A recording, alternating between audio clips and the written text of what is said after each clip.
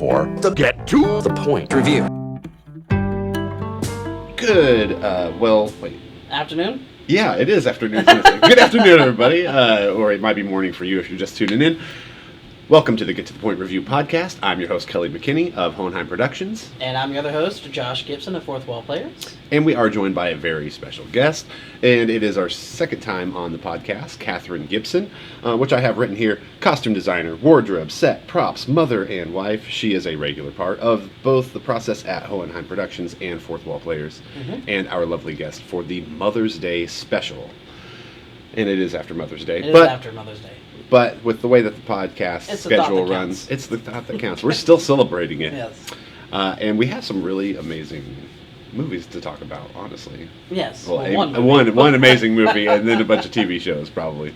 But how are we doing today, Katherine? I'm good. I'm good. Excited to be here. And, I'm excited to see what your top 5 TV moms are, because we had a really awesome time on the New Year's Eve podcast. Yeah. Yes. I thought that was awesome that, your father, right, worked for the power company, and so Y2K was a completely different experience for you. I mean, sort of the same experience, because we were all kind of worried, right? But, yeah, that's very interesting. Yeah. But, yeah, so this week, the movie Moxie, which was a Netflix special, 2021. It's our recent movie.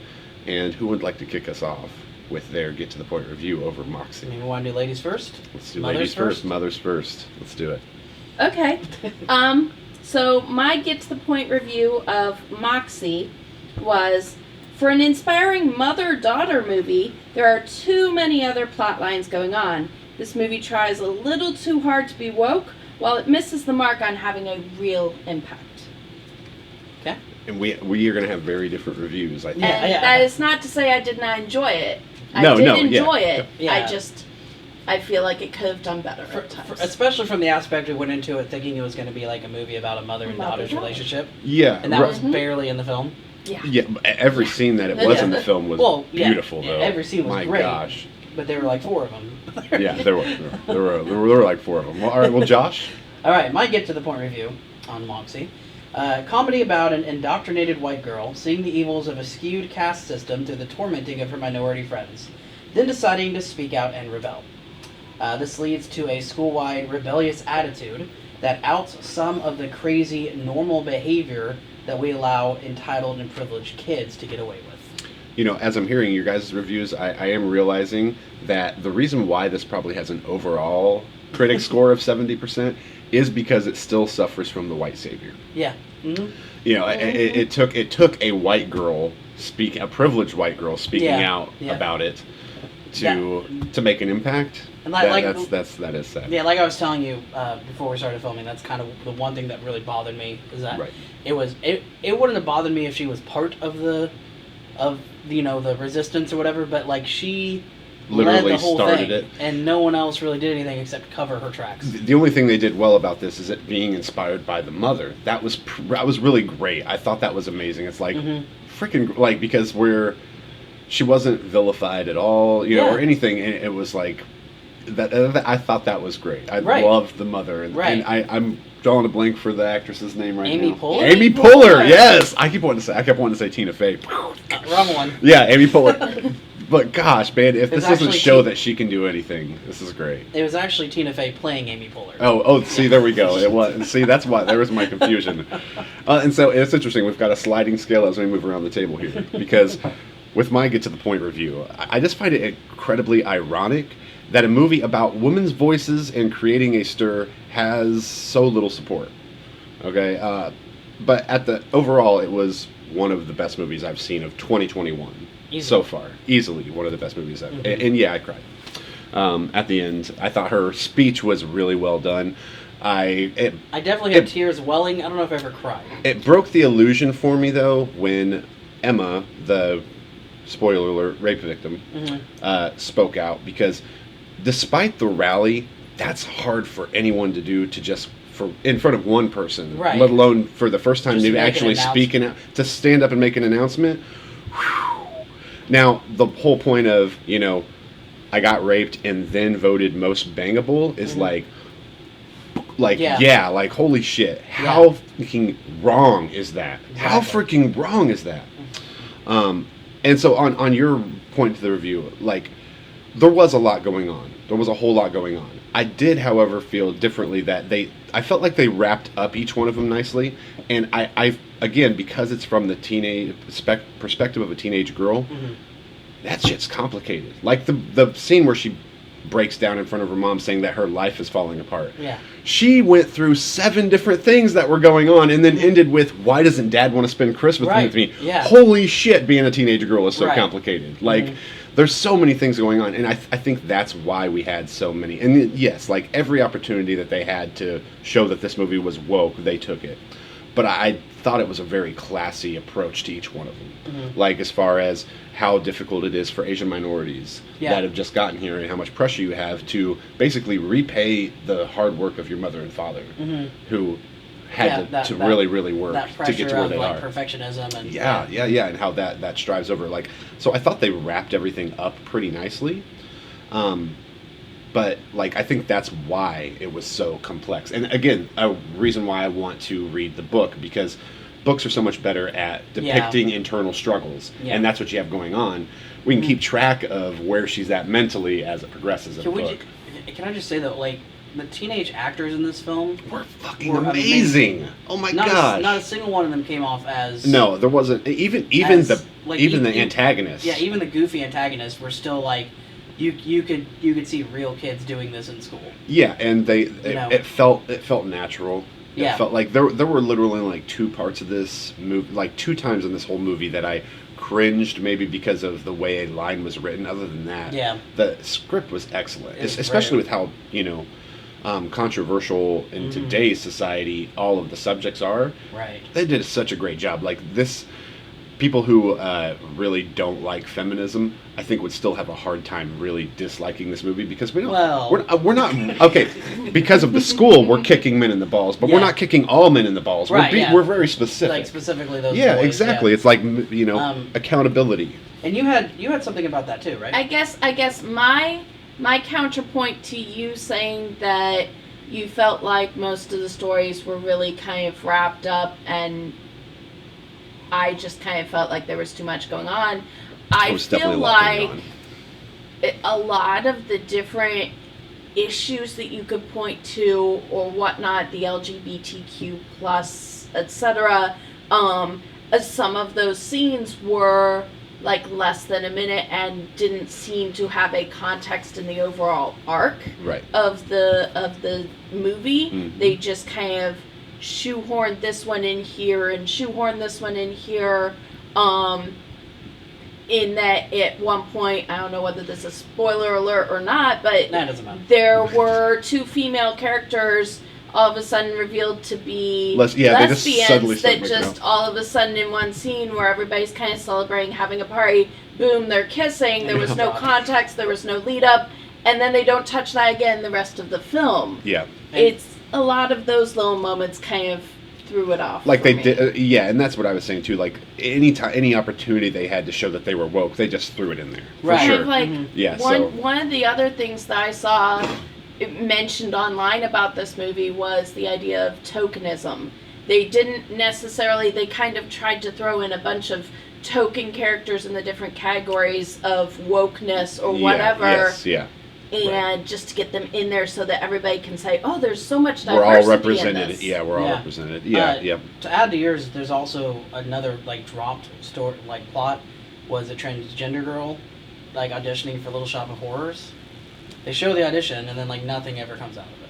Yeah, they don't actually see. I think that there were probably a lot of deleted scenes in this movie. That's what I imagine. Because I also seem to have missed where the gay couple split, because they went from kissing and like, oh my gosh, we're both lesbians, to then when we see them at the rally, one sitting in front, one sitting behind, and you just get like this like evil eye stare at the other one behind. I didn't notice that. Yeah. Well, because they kiss like right before the end. Like there's like 10 minutes before that ending scene where everybody walks out. Right? See, that's where the party is? No. This is the concert that they with the Linda group. Well, yeah. No, I know that's why I said party. Yeah, there was very little between that and the ending because of the fact that they kind of, certain storylines too that were supposedly a very big part of the story got wrapped up way too quickly. Them deciding who was the most honorable athlete or whatever, getting honored with the scholarship citizenship, Yeah. athlete citizenship or whatever. They kind of just drop the bombshell on them, and then it just kind of cuts to that it infuriated me that there was no questioning of the votes, because if it was left up to the school, it seemed from our perspective that she was clearly meant to win. So that was that one thing that irritated me. We moved on very quickly from her not getting the scholarship. It's like, wait, that should have been a big deal. There was no recount. There was no I want to see what the votes look like, because they made it seem like she was going to win. Right. Like she had the support of the school. To me, the big deal would be the ending where the dude's outed as a rapist. Yeah. You take that away from him and give it to the girl. They didn't do that. They don't show that, They also should have shown what actually happened to him instead of having her come into the classroom and be like, come with me. Yes, I was like... no closure. Yeah, she comes into the classroom and says, Mitchell, come with me. And I was like, okay, where are the police? Right. There should have been police behind her when she came into the classroom. That's serious stuff. Mitchell, I need you to come with me. Yeah, exactly. So it was the idea that the ending kind of, for that part of the storyline, there was no justice dealt to the antagonist. There was no victory then achieved by the protagonist, the girl who should have gotten the scholarship, because she didn't do anything bad like the guy who did get the scholarship. Right. So there was no victory, no closure, no justice really there. Right. Yeah, as far as all these things are concerned, I don't want to say they're like little issues, but I mean, I don't think they ruin the movie for me. We work in film. We work in film. We are here to nitpick it. We critique all the time. Check us out on what it is. And with all of that said, again, it was in here one of the best movies of 2021. Still. Easily, because it's definitely better. I try to think of other ones I watched. I think Godzilla and Mortal Kombat definitely. Have we watched anything else for? I feel like Get to the point? we have watched other ones. Desperados from was 2021. last year, I think. Yeah. Tom and Jerry. Oh well, definitely better than that. Yeah, of course. No, yes. Yeah, no, that might be the best. So movie. Weird that The Irishman is 2019. I'm including the Snyderverse cut. It's definitely better than that. I enjoyed the Snyderverse cut, but yes. I mean, 4 hours. Good lord. Okay, so we can probably keep it short on the review part of the review, since we laid into it the same way they did. Laid into it, yeah. The same way they did. But we did look at Focus on the Families Plugged In by Emily Clark. Yeah. And I find it comical that we are counting the number of swear words, but I understand why. It's Focus on the Family. This is specifically a review for mothers and fathers that want to know whether or not this is appropriate for their children. So totally get why. I still find it comical. And it's kind of a shame that an even more conservative version of the Claudia character is the one reviewing it. Because as nitpicky as we might have been, I still got the impression that the reviewer herself, Emily, was kind of like, I don't know about this movie, and I'm just kind of like, no, I love it. I'd recommend it to anyone. Right. So, what did you think, Catherine? As far as like the conclusion at the end of the review, I do agree with how the reviewer, you said her name was Emily? Emily Clark, yeah. Said that the movie does not necessarily show an accurate portrayal of changing the world, how that would look if it were put into practice in any small town across America. This was not necessarily an accurate portrayal of that. You couldn't just go, hey, I'm going to do this at my local high school now that I've seen it in a movie, and it's probably not going to work the same way. No. Oh, definitely not, no. Another bit that I noticed in there was where she talked about this movie was designed to make women angry, and how she seemed to think that was an okay thing for the movie to do. That it was designed to rile someone up just to try and make a change. Right, whereas the movie kind of makes the point, at one point in the movie, they talk about the idea of kind of the emotional outburst by a character who has been antagonized, that, well, she shouldn't be, getting all upset Doesn't about make it. it right. He's just doing it to rile you up. And her response being, well, that's not okay. I shouldn't be the one being criticized for Keep this. low, yeah. So Yeah, about the having your head high. That part from Yeah. Lucy. I think so. Yeah. Yeah, I know what you're talking about. Yeah. But the Yeah, that idea was a good of one. if someone is doing something to rile you up, Right. maybe they should take a step back and look at their reasons for what they're doing. They Right, should be right. taught to stop, not Yeah. be taught to ignore. I love that this So- comes back to accountability, and it's of every character, even the writer Yeah. of Moxie. Like, her boyfriend Seth is like, "You're being an asshole. You're being reckless. You're doing reckless shit." That's specifically what he says. You're doing reckless shit, Yeah. and because I'm not going to be your punching bag. I loved him, man. I freaking was loved such a him. great character. He I was like, very well written. He was like, well I'm gay now. rounded. Yeah, I'm gay. I'm I'm gay. I'm gay now. And they gave him more personality too. He wasn't just Yeah. he got cute over the summer. There was more aspects to his personality than just the fact that he's cute and he thinks feminism is It's cool. great. Right. Yeah. He was supportive without being like generically so. Right. Yeah, Yes. it's Yes. very well yeah. written. Well, he genuinely made, when you see a portrayal of a man on screen that makes you want to be a better man, that's good. That's good. That's good. It's like, oh, he's so fucking sweet. It's like, love it. I love All it. right. That's great. So to round out the reviews, my get to the point review. I thought approaching from all sides was exactly what this review needed. For the fact that the movie seemed to be all over the place. All over the place. Right. Yeah. The movie wasn't afraid to go farther to show that even someone with good intentions can take it too far, and the positive-negative aspect of the review helps make these distinctions. I don't agree with every issue she had, but I think she does a good job of explaining them, and she has reasons for the issues. So Yeah. Well done, Emily Clark. Overall, Oh, a fun. really great review. And now, originally, we had picked this movie because in the synopsis, it said that it sort of, it was clear that it focused on the magazine, Right. But inspired by the mother-daughter relationship, which is why we picked this. And Yeah. it brings us basically to our bulk topic, which is our top 5 TV moms. All right. So now, real quick, we've been doing this a while. Josh, do we have any honorable mentions? Oh, I don't. I have 3 honorable mentions Okay. that Yeah. I couldn't fit into my top 5. Okay, all right. Go ahead with the honorable mentions, and please just list them. I have a bunch Okay. of honorable mentions. Basically, with mothers from shows we've visited before I could do that honorable I didn't mentions want all to. day, but yeah, go that I ahead. didn't want to Right. rehash. So the mother's name and the TV show they're from. That'd be great. All right. So my 3 honorable mentions were Kitty Foreman from The 70s Show, Amy Matthews from Boy Meets World, and Lois Wilkerson from Malcolm in the Middle. There you go. Oh, I forgot about Boy Meets World. Yeah, that was a good mom. Oh man, yeah, good one. Yeah, and because we've went over the shows a million times, honorable mentions for me, being that I didn't cover them, but they are dear to my heart. Aunt Vivian, both of them. Maggie Seaver from Growing Pains. Yeah. Claire Huxtable, because it was on TV when I was young, all the time. And Peggy Bundy. Okay. From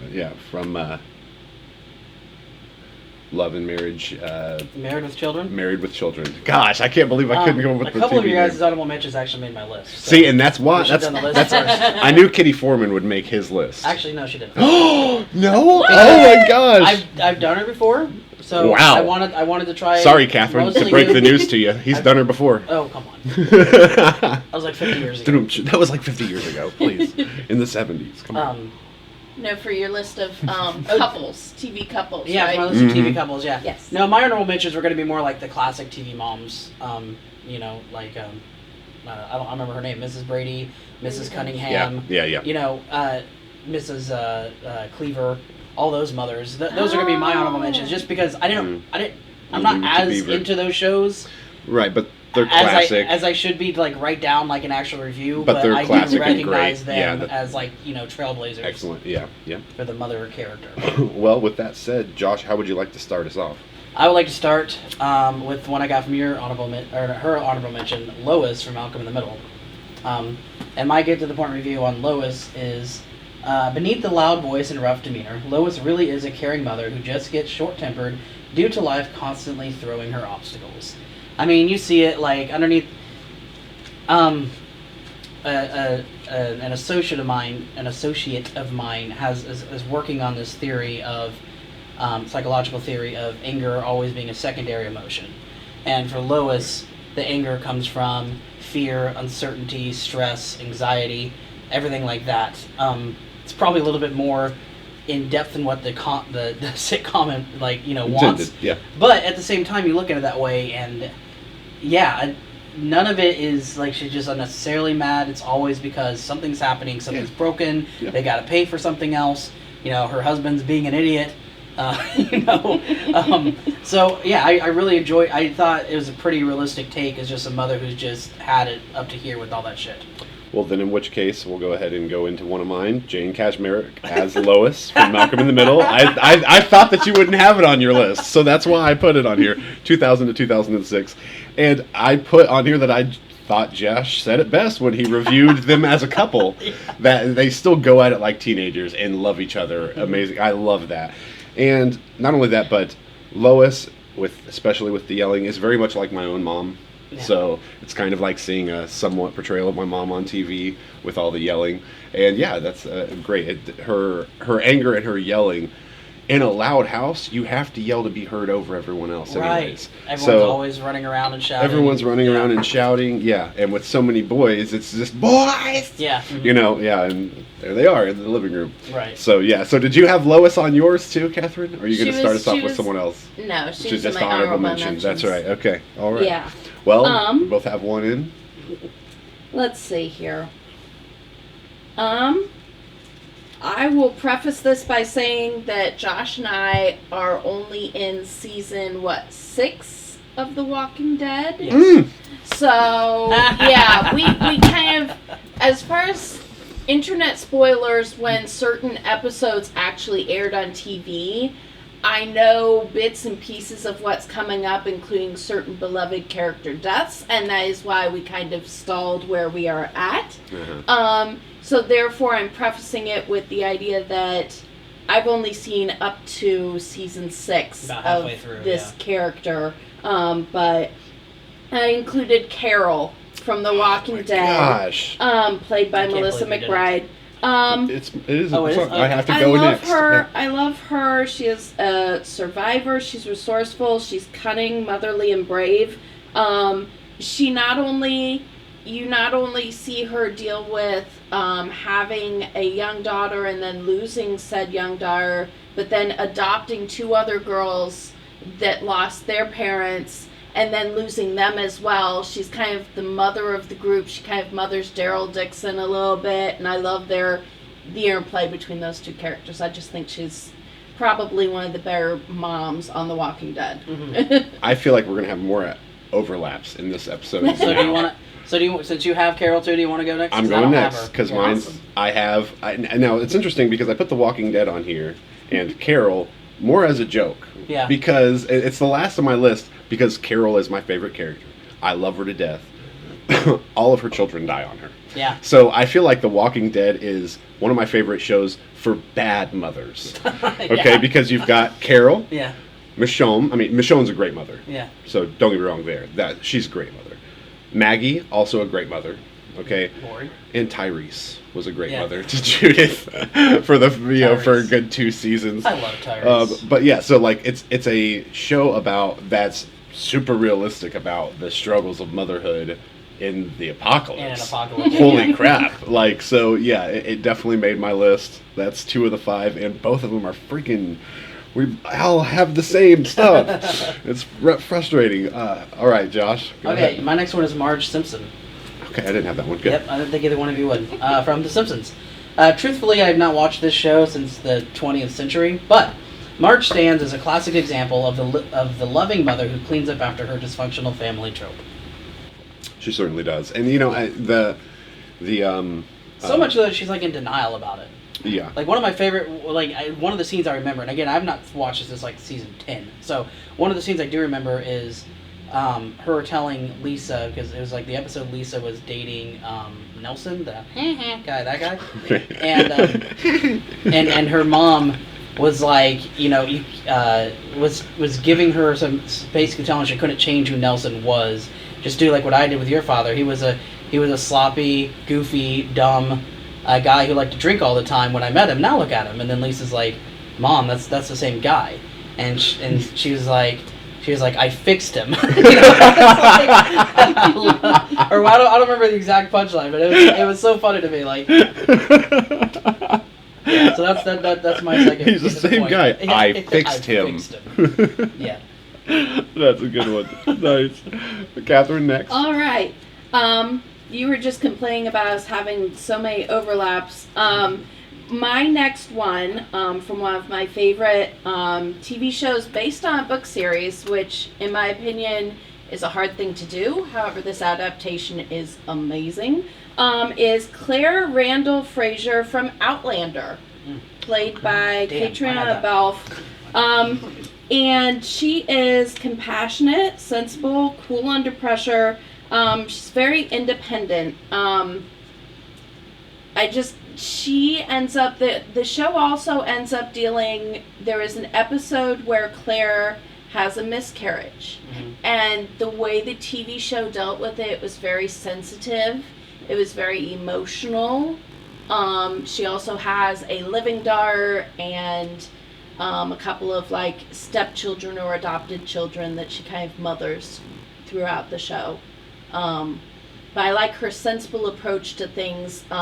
She does have a background as a nurse, so I think a mother who is a nurse just kind of has this sort of view of the world of, if you're not gushing blood and your head isn't cracked open and I can't see a bone, you're probably fine. That sort of, speaking as someone who has a mother who is a nurse, it's kind of one of those cool things. Yeah. I'm not familiar with the Outlander series yet. But it's so good. I have to check it out. Yeah. It involves time travel, surprisingly. Time travel, and it's period piece. I know I've heard of it. More fantasy, supernatural than sci-fi time travel. Right. Very good book series. I'm still reading them. Yeah. So, but yeah. When I was doing this list, I realized that especially when I was doing my honorable mentions, I realized there are a lot of great TV mothers from recent shows that I need to binge watch. Yeah, we need to binge watch. Yeah. Part of it, one of them in particular, which didn't make my list because I haven't seen the show, but that I kept seeing pop up, is a couple of the mothers from This Is Us. Okay. The only reason I haven't watched that yet is because I'm not ready to cry a river. When I need like when I'm like when I have my period week, that's when I'm gonna binge watch that. Okay, all right. Hey, you know what? Men have 2-day recycle of hormones every 31 days. We've got it. It's a male menstrual cycle. It's just how it is. The more you know. That's the more you know. There you go. But so prefacing that, we are going back. I chose Sophia Petrillo from The Golden Girls, 1985 to 1992. So many lists too, and I was looking at mothers. She's so amazing. Like, if you've ever wondered if senior citizens have a sex life, this is your answer.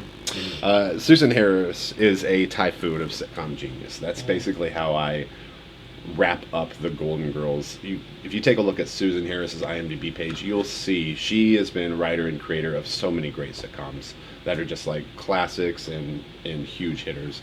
So the way that Sophia, first of all, how close she is with her daughter, right? And she ends up basically mothering all of them, although she's a little more protective over Dorothy. But yeah, I love Sophia Petrillo, and I mean, naturally, I'm pretty sure all of the cast members are mothers, and when it comes down to it, they're all great mothers. They're all great people. So that'd be my number 3. Okay. Right there. All right. My number 3, another one from a classic, might have gotten overlooked, Morticia Addams, from the Addams Family. The matriarch of this kooky family. Morticia may have an eye-raising personality, but family is important to her, and she constantly encourages her children, no matter what they want to do, right? Yeah, that's very true. She Yeah, doesn't get mad at them for throwing knives at the wall. She encourages, she corrects their throwing. Yeah, Their throwing form. exactly. Nice, nice. All right, and Catherine, your next one? All right, my next one. Joyce Summers from Buffy the Vampire Slayer, which is one of my all-time favorite shows. I can't even count how many times I've watched from start to finish Buffy and Angel. But Buffy, Buffy's mom, Joyce Summers, played by Christine Sutherland. She's protective, sarcastic, motherly, and shows an inner strength that I think is a good part of why Buffy is such a strong character too, because some of her strengths she really did kind of get from her mother. Right. So that's cool. That it's because you know, the main character in Moxie fed very much off of her mother, Right. wanting to be strong like her mother. That pushed her to realize that she already is strong. What I like about Joyce Summers is she's not always, you know, yay raw mom, right? She definitely butts heads with Buffy, especially in the earlier seasons, quite a bit, because she doesn't want her daughter to be in danger. I mean, that's really what it all comes down to. And then eventually she accepts, and, you know, they don't butt heads as much, even though her mom's not necessarily okay with her slaying. I think part of it too comes down to the idea of, at the beginning, when she doesn't really know a whole lot of Buffy's world, she doesn't exactly know how to just, you know, wrap her mind around it. Right. And that as she learns more, she does better. Her house is then, you know, home base for the Scooby Gang, as they call them, and she makes them hot chocolate. That one episode that they all had the dream that they were all connected in, she makes them hot chocolate afterwards. She's like, you know, she kind of embraces it. Yeah. Right. It's like I can still mother hen without like realizing that I'm not going to stop this, and really trusting, I guess, your daughter that she knows what she's doing, right? Like, yeah, that's a good one. And nice. I will say, spoiler alert, although Buffy the Vampire Slayer has been off the air for how long? Yeah, I don't worry about spoilers for Golden Girls. Yeah. One of the only character deaths that like still is a gut punch. That episode, the way it is done, is so hard to watch because it is so raw and so real and so emotional. Like, I cry every time. Every time Joyce dies, I cry. And the mostly quiet, like the moments where they have like no score underneath and it's just silence. And the sound effects. And all the sound, oh my gosh, yeah, like. Makes it raw. It's, so impactful. yeah, it's like, doesn't break the illusion. Yes. Like, it's they want you to be favorite, in the moment. I hate that Joyce dies, but it's one of my favorite done Buffy like episodes. Yes. TB deaths should be a big deal. A topic. Especially main characters. It should be a topic we do on a future and how episode. well they were done. Yeah. Favorite how, TB how deaths. Yeah. impactful they were, maybe, right. too. Impactful TB deaths. Put it on the like list. that. It's on the list.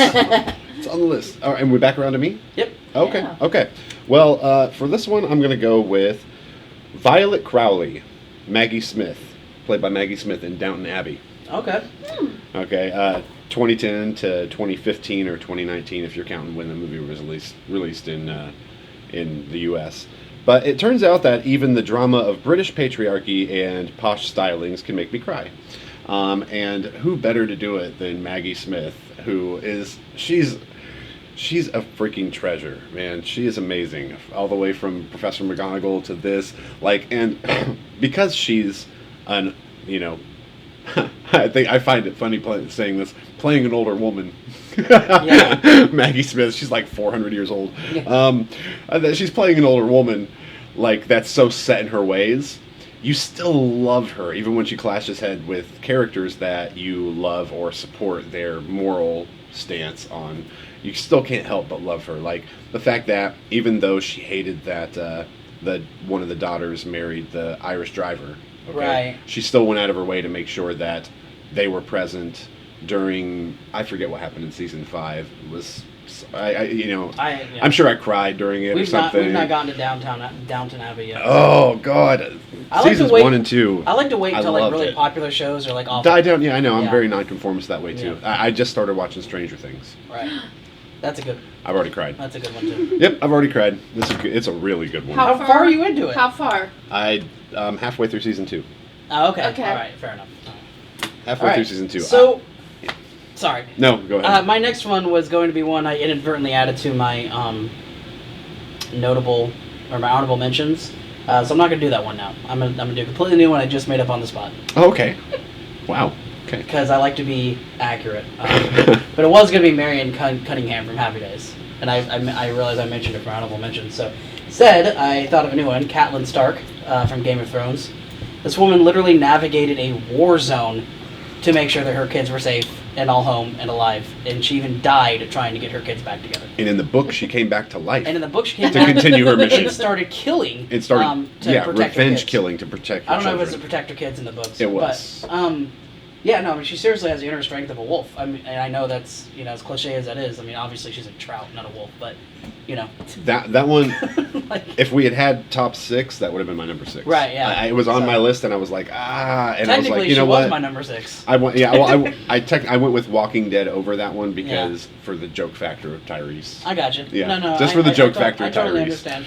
Tyrese being a mother. No, but it's part of it. I forgot a little bit because she's been dead for so long in the show. Yeah. You know, but she she was such an impactful character. And the Red Wedding is so iconic. Right. Yeah. All right, and All right. Well, since you mentioned Stranger Things, I guess I'm going to go ahead with that one.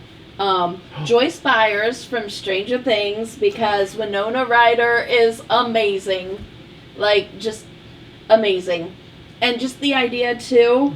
She's protective, brave, loving, supportive, determined. Like just all the different things through the 3 seasons that are out now. The links that she goes to, not only to find her son in the first season, but just some of the other things that she ends up doing. Season 3 is especially great. You'll love it. The fact that she, in season 2, is so supportive of her son after the trauma of season 1, instead of dismissing certain things that are going on. And just the idea that, she's, as a single mother, she's really kind of trying to do it all, and she handles it pretty brilliantly. I like how she kind of mothers Eleven, too. Like, you see a little bit of that when she meets Eleven in the first season. Yeah. And all of that just, is just really sweet. I love it. She's awesome. Yeah, it was interesting because about halfway through season 1 of Stranger Things, I just kind of stopped and was like, why do people hate Winona Ryder? Because she shoplifted in the early 2000s? Like, that's why they hate her? To be fair, she did do a lot of bad movies there in the 90s and 2000s. Yeah, that being said, who this hasn't? character, what? Joyce Byers. This character is amazing. Yeah, well, So- I just, it did puzzle me as to why people dislike Winona Ryder, because she's clearly a talented actress. I mean, which I knew that from the 90s even. There's still some spot-on roles that she was in, right? And so, yeah, I totally agree with that choice. That's an excellent love choice. her Christmas lights in season 1. Yeah, She is creative too. Yeah. Like she's innovative. She's like, how can I figure this out? Like, right. Yeah. Well, and it's interesting because if in the beginning of season 1, if you ever questioned her dedication as a mother, like, early in the show, they made it just seem like she's the drinking, smoking, Right, working, right. like, they try we kind of question. It's like, do you really care about? I mean, every parent cares about their children. Of course. It would be fucking heart-wrenching if one went missing. Okay, but if you ever questioned it, when she is trying to make 11 calm down, right there, it's like, this is a mother through and through, whether Right. it was her kids or any children. Yes. She's a mother, and Exactly. that's a really endearing Love that quality. moment. Yeah, to be able to show that in a series is great, and so I'm definitely looking forward to finishing season 2 and doing season 3. Season 3, she does a bit more. You get to see a bit more Joyce in season 3. They kind of separate the storylines out, and you get more Joyce. You get more her, digging into things and whatnot, which is totally awesome. Right. So- Where I'm at in season 2 right now, 11's not back yet, and I'm Right. looking forward to seeing 11 older, I guess, and more mature, right? Because they progress through the seasons, right? Yeah. So in Yeah. season 3, they're finally in puberty or near the end of it. I can't remember. Another example of really amazing child actors. Like oh my any God. of the Yeah. moments This that one's it's just- kind of not Yep. as great, oftentimes it comes back to the lines of dialogue or the writing that they're Mhm. given. Mhm. Like, because those kids are amazing. Holy crap! Like, are we just at the point now where just like the trope of bad child actors just isn't a thing anymore? I hope so. I don't know. I don't know. I don't know. There might I be feel some. like like Wonder Woman 1984. There was some question. I've not seen that yet. Yeah, we haven't I seen that mean, I don't remember that. You don't remember the bad child acting. 'Cause obviously I saw it. We need to get to the point review. Are we back to it? Are we back to me? Yeah, we're back to you. Okay, so my number 5 is Skylar White, played by Anna Gunn from Breaking Bad. Because I know that she's she's another fierce mother. Okay, it reminds me of my own again, and sometimes you love her, sometimes you hate her, but you never question her dedication as a mother, right? So she's always a strong mother in the series, whether you hate her for what she's doing to Walter, or you're behind her because she's got finally on board, or you're sympathizing with her at the end because of what she has to go through because of his decisions. You know, like it's. I loved Skylar all the way through the series, even when I hated her through some of the mid seasons and because of her choices. So Skylar White definitely finishes up my list, and Awesome. I don't know how many opportunities I've had to talk about Breaking Bad yet. Not many. It's one of my favorite shows of all time. I love Vince Gilligan. I was a big fan of his writing back when he was working on The X-Files. So when I knew that Vince Gilligan was coming out with a show, I remember watching it every week when the episodes came out, as it came out on AMC. It was just that good. It's always hard for me to get into AMC shows because I never knew when their schedule was. Now that I can stream them all, it's a little bit easier. Yeah, But yeah. Anyway, so my last one, kind of a cheat code, is Katie Sagal, Okay, the actress. okay. The queen of TV moms. She's portrayed 3 separate, well-written mothers with 3 distinct Oh, personalities. yeah, Sons of Anarchy too, right? Is that what you're thinking As of? Peggy Bundy, she plays a self-obsessed anti-housewife who constantly snarks at her underachieving husband. As Kate Hennessy, she dealt with 2 teenage girls with polarizing personalities, all while trying to maintain life as a widow. And as Gemma Teller, she plays a manipulative biker chick constantly maneuvering her family in a high-stakes game of chess that usually ends up with somebody's death. Yeah, and as Gemma Teller too. I mean, you know, it's interesting to me because, again, this is one of those times where, like, you kind of go, who knew? Who knew that Peggy Bundy back then was just this freaking firestorm of an actress, right? And that doesn't even count, like, her, you know, she played Hyde's mother in an episode of That 70s Show. Yeah. She played a mother in Lost. She played a couple episodes. She's like with John Locke or something. I'm sure I've seen her in other things too. I just can't think of them off the top of my head. Yep. But yeah, and obviously this isn't a mother, but her voice acting is Leela. Oh and yeah, Futurama. yeah, of course. Just yeah. amazing TV Yep. actress. Yeah, she's wow. Yeah, she's amazing, and that's of course Peggy Bundy made my. Yeah. But like Peggy Bundy by herself wasn't This- going to make my list. the only reason that Gemma Teller didn't make my list is because I absolutely hated her when they killed Tara. Yeah. When they killed I haven't Tara, gotten that far yet, but I'm already I starting to hate her. hated her at that point. I literally went to the gun range. I put her name. I put Gemma and Juice on targets and shot the hell out of it. I was does that Juice upset. get bad too? He's just Gemma's boy through and through. That's what Ugh. I'll say. He's Gemma's boy through and through, and that's the problem because she's the only mother he's had. I like that actor too, though. She's again a great mother. She's Yeah. the only mother he's had, and that's why. And that's true for a lot of No, the she's boys. been really annoying in season 5. That's where I am right now. Is in season 5. So Okay, you are, boy. I'll be done If with you it in a don't week. if you don't handle graphic stuff well, have a trash can nearby. I'm fine. I handle graphic stuff pretty well, and I was ready to gag. I knew that Opie's time was coming to an end, but I still didn't like the way that it ended. It wasn't impactful enough for me. Exactly. Yeah. It wasn't especially with how monstrous his character was. And then they even had an episode after that was like all about his wake, and even then it was I barely didn't about cry. Opie. Yeah, I didn't it was cry. barely about Opie. Like it's so easy to make filmmakers, it is really easy to make me cry. If I don't cry at Yeah. a beloved character death, you did a bad job. Yeah, and he was like your strongest, like most consistently strong character in the show. Yes, all of through them the have show. their moments. Yeah, They all shine at different points, but like Opie was just, he was OG, man. he was. OG. Oh, and Catherine, do you have one more? Catherine. I Right? have one Yeah. more left, yes. Now, I will say that I ended up choosing the mother that, like, is... This actress plays a mother in a couple different TV shows that I've seen, although I chose the one where she's kind of in the whole of the TV show, as opposed to the one that she's really in just a few episodes here and there. Kim Rhodes as Carrie Martin in The Sweet Life of Zack and Cody from the Disney Channel.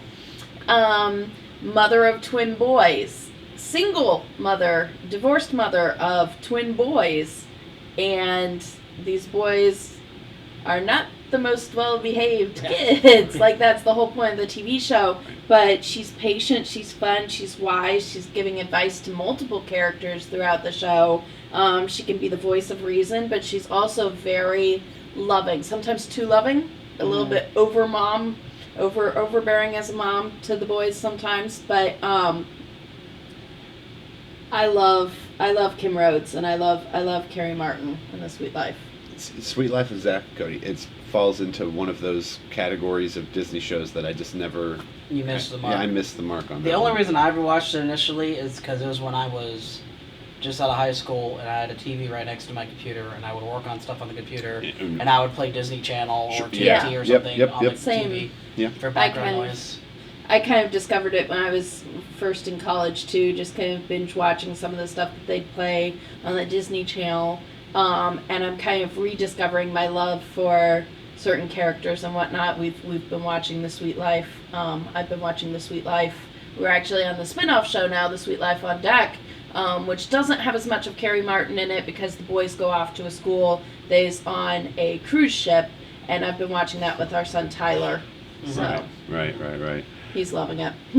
Well, I loved your list, Catherine. That was great. And I honestly expected most of your list to be like Sweet Life of Zack and Cody picks. And that would completely surprise me. The other one that I've seen Kim Very Rhodes great on variety. was Supernatural. She plays a mom Okay. who She's loses the her sheriff, child, Jody and then Mills. she ends up kind of she semi-adopting a adopts that girl one at girl. one I don't point, remember what her name and is. she kind of mothers the two main characters, Sam and Dean, a little bit here and there too. Like, Right.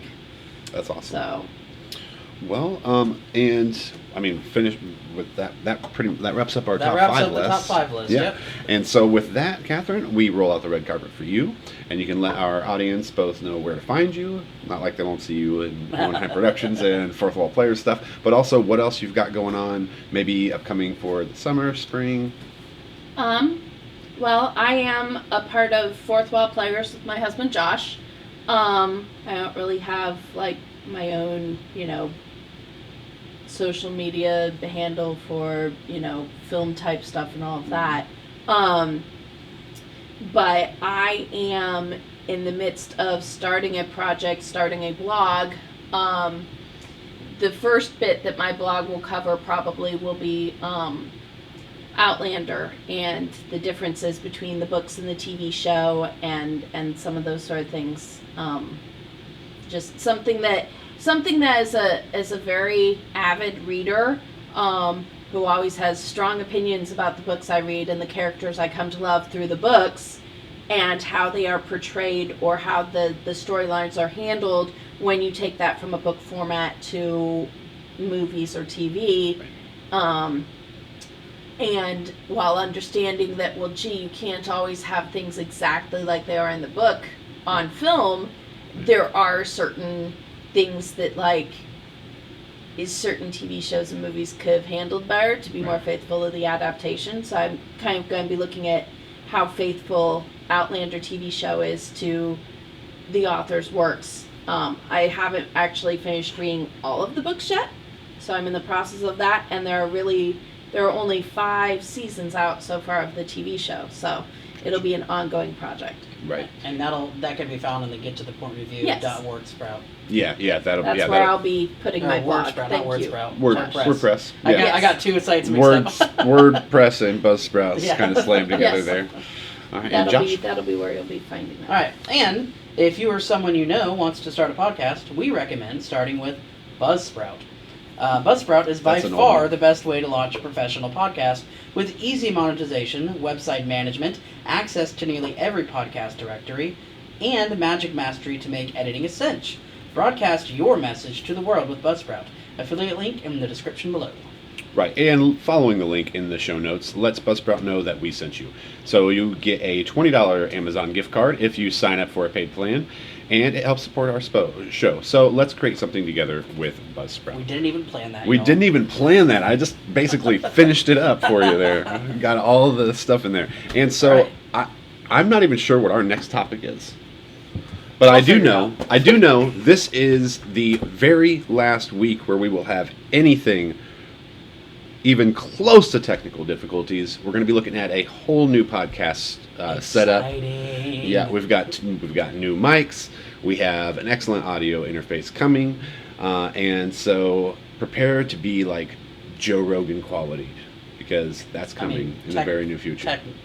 Technically, right? Technically. Tech-wise. Tech-wise. Yeah. Tech-wise. Right. Not bro science-wise. Yeah. Not bro science-wise. We will just not be covering the stuff that Joe Rogan covers. No. But we will be looking at more guests. Yes. Big. Oh gosh, yes. We're going to be If inviting you guys some. know any Hollywood superstars, send them our way. If we haven't already reached out. If we haven't already reached out. That's right. All right. Thank you guys, and we'll see you next time on the Get to the Point Review podcast. Have a good day. Thank you. Get to the point.